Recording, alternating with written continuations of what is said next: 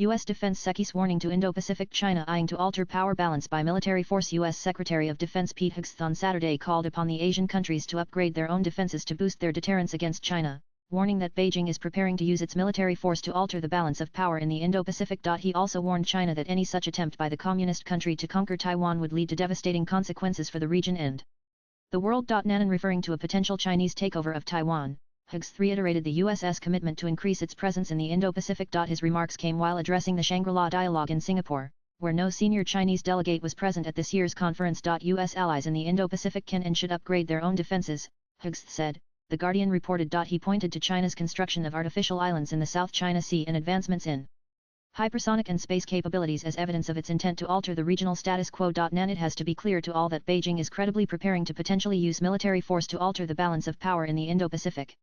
Any attempt by Communist China to conquer Taiwan by force will result in devastating consequences for the Indo-Pacific and the world. There's no reason to sugarcoat it. The threat China poses is real, and it could be imminent, the Defense Secretary added. Hegseth also announced several new joint initiatives, including expanding access to military ship and aircraft repair facilities, including in Australia. Nanan citing the instance of the European nations, which were pushed by Donald Trump to boost their defense spending as per NATO agreements, Hegseth said that it was time for the Asian nations to do the same. Asian countries should look to allies in Europe as a newfound example.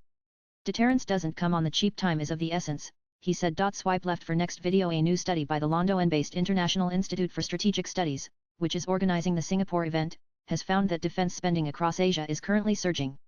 This rise comes on top of what has been a relatively steady annual average of 1.5% of GDP spent on weapons and research. Hegseth said that the US does not seek to pressure the Asian nations to adopt policies. We're not here to preach to you about climate change or cultural issues. We do not seek conflict with Communist China. We will not seek to instigate, subjugate, or humiliate China. President Trump and the US have an immense respect for China and their civilization. But we will not be pushed out of this critical region, he said. Latest blogs.